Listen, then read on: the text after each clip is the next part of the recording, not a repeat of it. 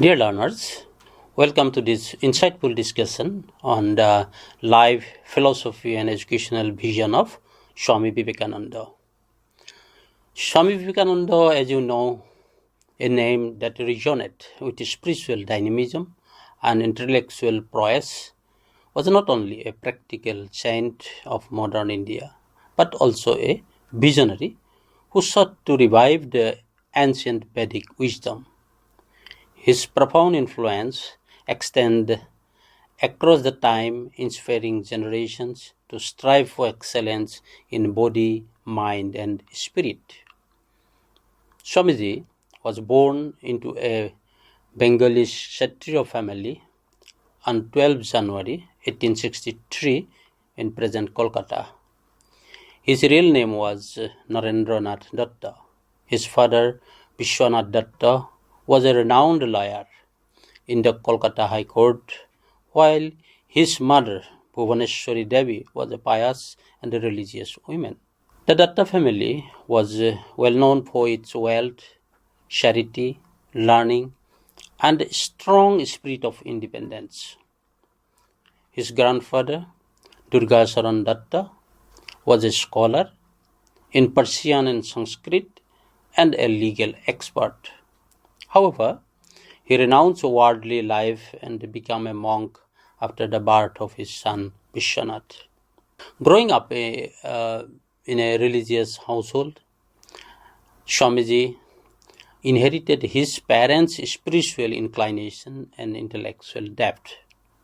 From an early age, he displayed a keen interest in philosophy, religion, history, and literature. He was particularly influenced by philosophers like Herbert Spencer and J.S. Mills, while William Wordsworth was his favorite poet. At the age of 16, Swamiji passed the matriculation examination and joined the Presidency College in Kolkata for higher studies.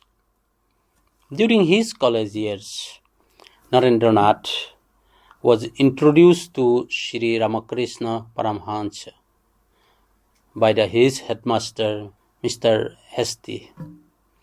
This meeting was a turning point in his life. For about 6 years, he remained closely associated with Sri Ramakrishna, who guided him towards spiritual enlightenment.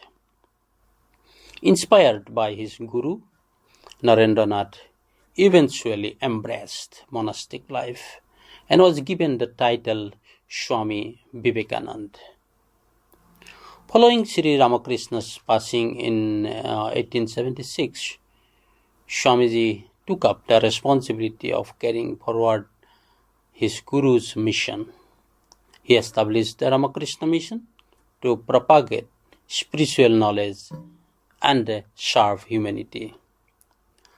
Swami Vivekananda took up an extensive journey across India to understand the real condition of the people. In 1890, he traveled to Himalayas and stayed there for 2 years. In 1892, he reached Kanyakumari, where he meditated on a rock, reflecting on India's future and her role in the world. His journey continued to Chennai, where people were deeply impressed by his wisdom and personality. Recognizing his potential, they raised funds to send him to America for the Parliament of World's Religion. And in September 1893, Swami Vivekananda addressed the Parliament of World's Religion in Chicago, America, where he introduced Indian religion, culture, and philosophy to a global audience. His speech at Chicago, beginning with Sisters and Brothers of America, received a standing ovation and catapulted him to the international fame. He eloquently demonstrated how the ancient philosophy of Vedanta could address modern challenges and contribute to world peace and harmony.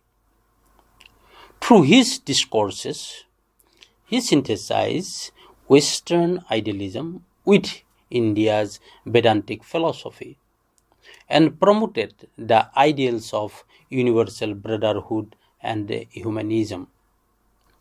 His messages resonated with audiences worldwide, establishing him as one of the most influential spiritual leaders of his time.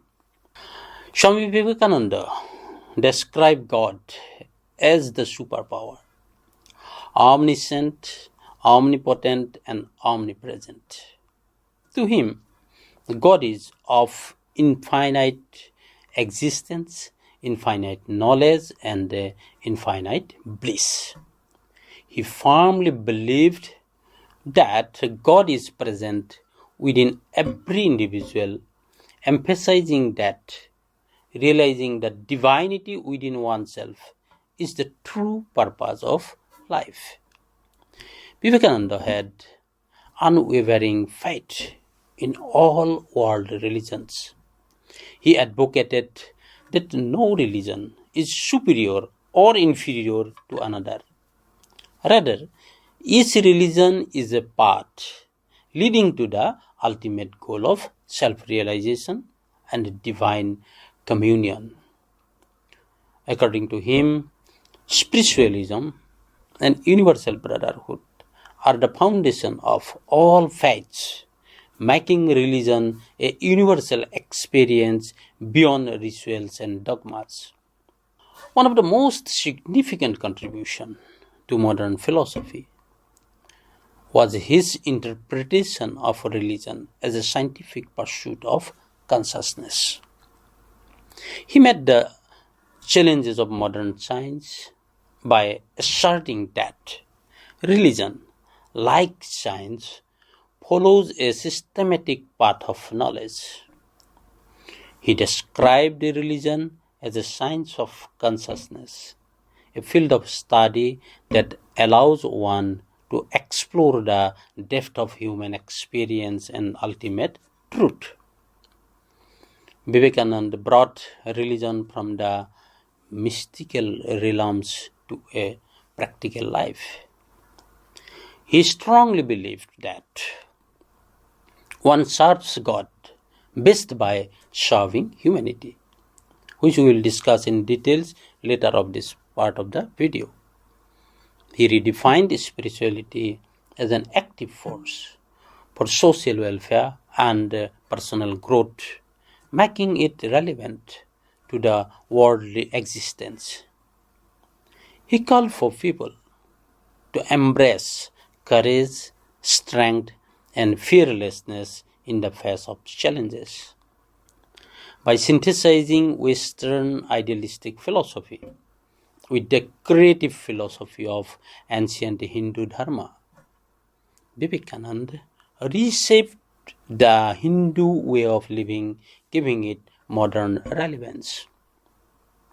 His interpretation of Hindu scriptures and philosophy prepared Indians to integrate the best elements of Western culture, science, technology, and humanism while preserving their spiritual heritage.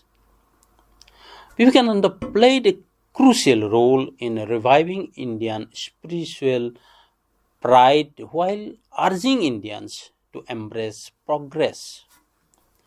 He taught Indians how to master Western science and technology without losing their spiritual essence. At the same time, he also exposed the drawbacks of Western materialism, emphasizing India's role in offering spiritual wisdom to balance the world's progress. His philosophy encouraged Indians to take pride in their ancient heritage while making meaningful contribution to global development. A central aspect of Vivekananda's vision was his firm belief in the equality of all mankind. He tirelessly worked towards removing biases and exploitation based on caste, creed, race, and gender. He inspired individuals to develop into fearless, self-reliant, and strong personalities who could uplift society. According to him, true strength comes from facing challenges boldly with unwavering confidence. He inspired millions with his message, "Arise, awake, and stop not till the goal is reached." Now let us see Swamiji's doctrines of divinity. Swamiji's doctrine of divinity is centered on the ideas that divinity is inherent in every human being. This concept is deeply rooted in Vedanta philosophy, particularly Advaita Vedanta, which emphasizes the oneness of individual soul, that means Atma, with the supreme soul, that means Brahman. His teaching on divinity can be summarized with some of the key aspects. Number one, God is within every individual. Swamiji believed that divinity is not something external, but is present within every human being. He often said, each soul is potentially divine. He encouraged people to seek God within themselves rather than outside the rituals or templates. Realization of divinity as the goal of life. Swamiji taught the ultimate purpose of human life is to realize the inner divinity and manifest it through selfless action, knowledge, devotion, and meditation. He emphasized that true religion is not about mere dogma, but also experiencing this divine truth personally. Third important things related to divinity Swamiji mentioned is that all religions lead to the same divine truth. Vivekananda held that different religions are various paths to realizing the same divine essence. His famous quote, as the different streams having different sources, all mingles their waters into the sea. So different paths which men take through different tendencies lead to thee, O Lord. Fourth important aspects Swamiji mentioned that serve to humanity as worship of God.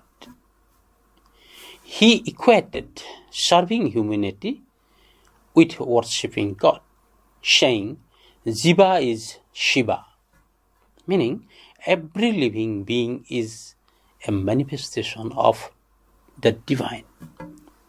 He urged people to work for the upliftment of the poor, considering it a sacred duty. Another important thing Swamiji emphasized is faith in oneself. Swamiji emphasized self-confidence and self-reliance, asserting that realizing one's divine nature gives one immense strength.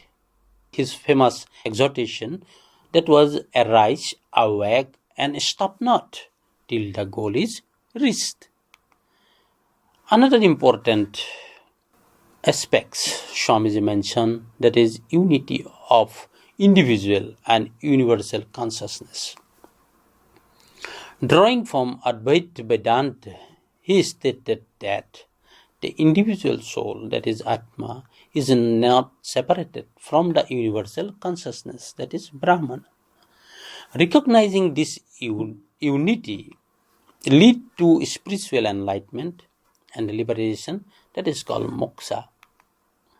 Swami Vivekananda's concept of true religion is deeply rooted in the ideals of universalism, self-realization, and service to humanity. His teachings emphasize that true religion is not confined to rituals, dogmas, or sectarian beliefs, but is a spiritual experience that lead to the realization of one's divine nature. Now, we are going to discuss some of the key aspects of true religions according to Swami Vivekananda. Number one, religion as the manifestation of divinity within.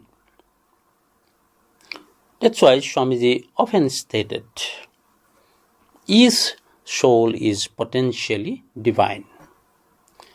The goal is to manifest this divinity within by controlling nature, external and internal.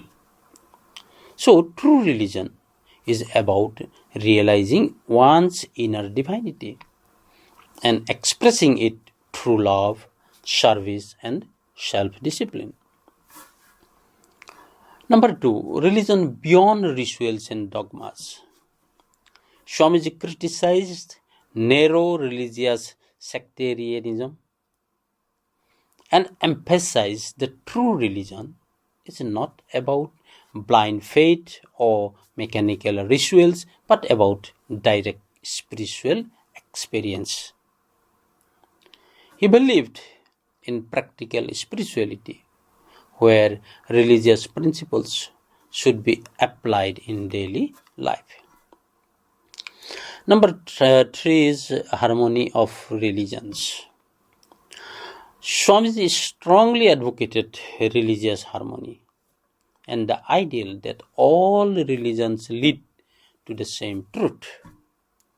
He famously declared at the Parliament of World's Religion in 1893, I quote, as different streams having their sources in different places, all might their water in the sea, so, O Lord, the different parts which men take through different tendencies, various though they appear, crooked or straight, all lead to thee.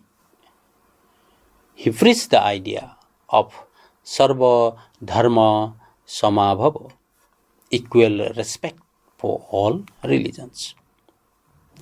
Fourth important thing is religion and service to humanity, seva. He considered selfless service to humanity as the highest form of worship. He famously said, I quote, he who sees Shiva in the poor, in the weak, and in the deceased really worship Shiva. The idea inspired the Ramakrishna mission, which is dedicated to education, healthcare, and social service. Another important thing I have already mentioned, that is faith in oneself. According to Vivekananda, having faith in oneself is the foundation of true religion. He believed that a person who lacks self-confidence cannot truly have faith in God, because religion as strength he considered, not weakness. He rejected the idea of religion promoting weakness or fear. He proclaimed, strength is life, weakness is death. He believed true religion should empower individuals and inspire them to face challenges boldly. Swami Vivekananda's concept of true religion is universal, inclusive, and transformative.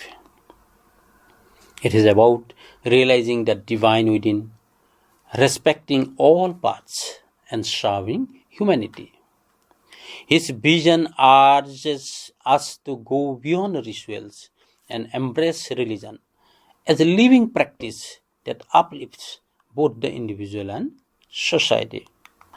Regarding the goal of life, Swamiji mentioned that what is the ultimate purpose of life? And he also tried to give answers to these questions. And he believed that the true goal of life is self-realization, the realization of the divinity which we have already mentioned within us. He taught that every soul is potentially divine, and the purpose of life is to manifest this divinity through knowledge, devotion, work, and meditation. According to Vivekananda, spiritual growth comes through four major paths. Number one, Jnana Yoga, path of knowledge, seeking truth through wisdom and reasoning. Second is Bhakti Yoga, path of devotion, attaining God through love and surrender.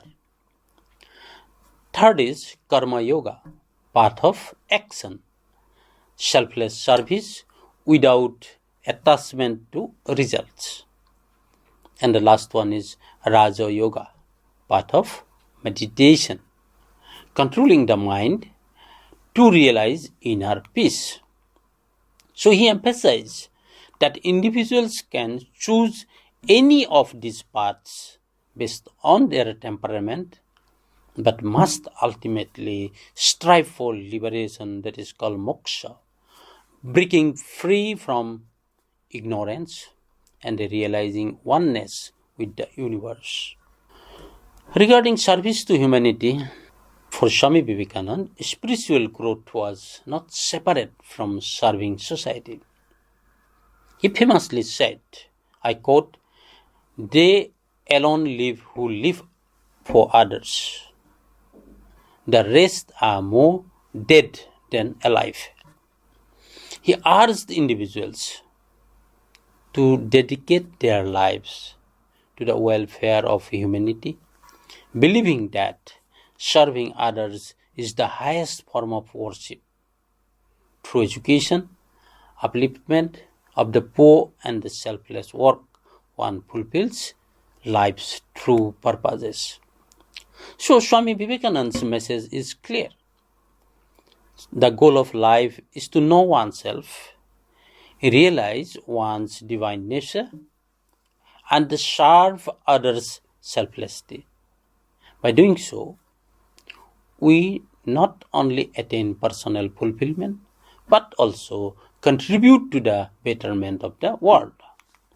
Now, let us look how Swami Vivekananda stated or offered his views on patriotism. Swamiji, being one of the greatest spiritual leaders, was a true patriot who believed that love for the nation should be deeply rooted in selfless service, dedication, and moral responsibility. His ideas on patriotism were not limited mere emotions, but extended to action, uplifting society through education, service, and spiritual awakening. So Vivekananda emphasizes that true patriotism is about serving the nation rather than just expressing love for it in words.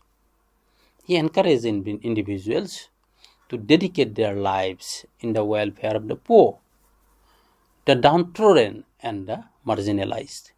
According to him, real love for the country means working tirelessly for its progress. He once said, and I have also mentioned earlier, that they alone live who live for others, and the rest are more dead than alive. Another important emphasis Swamiji given is empowering the youth. He has immense faith in the power of youth. He believed that young minds filled with energy and determination could transform India. He urged them to be strong physically, mentally, and spiritually to take responsibility for nation's development. He also mentioned education as a key for national development. He saw ignorance as the greatest enemy and stressed that real progress could be achieved only when individuals were educated in a way that built character and self-reliance. He envisions an education system that would develop self-confidence, discipline, and the spirit of service in every individual. Furthermore, Vivekananda's patriotism was inclusive. He believed that India's strength lies in its unity amidst diversity. He rejected discrimination based on caste, based on religion or social status, and called for harmony and brotherhood among all Indians. He once declared for our motherland a junction of two great systems, Hinduism and Islam, Vedanta brain and Islamic body is the only hope. Another important thing he mentioned that spirituality as the foundation of patriotism. Unlike many political leaders, Vivekananda's patriotism was deeply spiritual. He saw India's rich spiritual heritage as the greatest strength and urged people to take pride in their culture while adopting modern scientific advancement. He believed that self-realization and inner strength would necessarily lead to national progress. So Swami Vivekananda's view on patriotism go beyond nationalism. He called for a nation built on strength, unity, service, and education. His teachings continues to inspire individuals to contribute selflessly to their country, making patriotism a way of life rather than a mere sentiment. Swami Vivekananda emphasizes humanitarianism as the foundation of true religion. His philosophy blended Vedantic wisdom with practical service to humanity. For Vivekananda, humanitarianism was not just an act of charity, but a moral and spiritual duty. Vivekananda believed that the essence of Vedanta lies in recognizing the divinity within every human being. He urged people to see God in the poor, the weak, and the suffering, stating, I quote, "He who sees Shiva in the poor, in the weak, and in the deceased really worship Shiva," I unquote. So, according to Vivekananda, true religion is not about rituals or dogmas, but about serving fellow beings. He popularized the idea of Nara Seva, Narayan Seva. Serving man is serving God. He established Ramakrishna Mission to institutionalize humanitarian service, providing education, healthcare, and relief for the needy. Another important appeals of Vivekananda to us is universal brotherhood. Because Vivekananda believed that humanitarianism was rooted in the idea of universal brotherhood. Let us see how Vivekananda reflects on education. Vivekananda saw education as the most powerful tool for social transformation. He advocated for self-reliance, emphasizing that individuals and nations must rise through their own effort. Swami Vivekananda's philosophy of humanitarianism inspires us to lead a life of selfless service. His teaching reminds us that uplifting others is the highest form of worship. By embracing his ideals, we contribute to a compassionate and just society. Regarding education, Vivekananda's famous saying, education is the manifestation of perfection already in man. And these powerful words of Swami Vivekananda encapsulate his vision of education an education that goes beyond textbook, beyond rote learning, and reaches the very soul of human existence. Now look into the profound educational philosophy of Vivekananda. Swamiji's philosophy of education is deeply rooted in the eternal truth of Upanishads, the Bhagavad Gita, and Advaita Vedanta. He believed that education is not something external to be inserted into the mind forcefully. Instead, it is an internal awakening, a self-discovery of knowledge that already resides within us. According to him, knowledge is not an external entity. It is embedded within the human mind. Man doesn't acquire knowledge from outside, but merely manifests it from within. This aligns with the ancient Indian wisdom that emphasizes self-realization and inner enlightenment. Now, what is a real education? Vivekananda had a strong critique of conventional education. He questions the prevalent notion of education, which is often confined to obtaining degrees, passing examination, or delivering eloquent speeches. According to him, such knowledge is superficial and doesn't contribute to real learning. He believed that education is not about cramming information into young minds. Instead, real education should prepare individuals for the struggle of life, making them self-reliant and develop their character. True education should empower individuals to face challenges courageously and contribute positively to society. Education should not just be about storing information, but about assimilating ideas that shapes one's life and character. Vivekananda emphasized that the real purpose of education is character formation. A nation's progress depends on strong, morally upright individuals. He strongly advocated an education system that builds courage, strength, wisdom, and self-reliance. To him, real education enables individuals to stand on their own feet, face challenges boldly, and lead a life of dignity and self-respect. He criticized the existing system of education for being negative education. He felt that modern education distances individuals from their culture, religion, and indigenous wisdom. He lamented that if it failed to train the willpower and inner consciousness of students. He strongly believed education should be life-building, man-making, character-making process.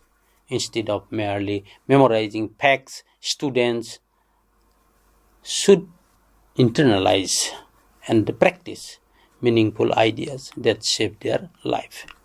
That's why Swamiji envisions an education system that harmonizes both spiritual and secular knowledge. He firmly believed true education is one that integrates material progress with spiritual enlightenment.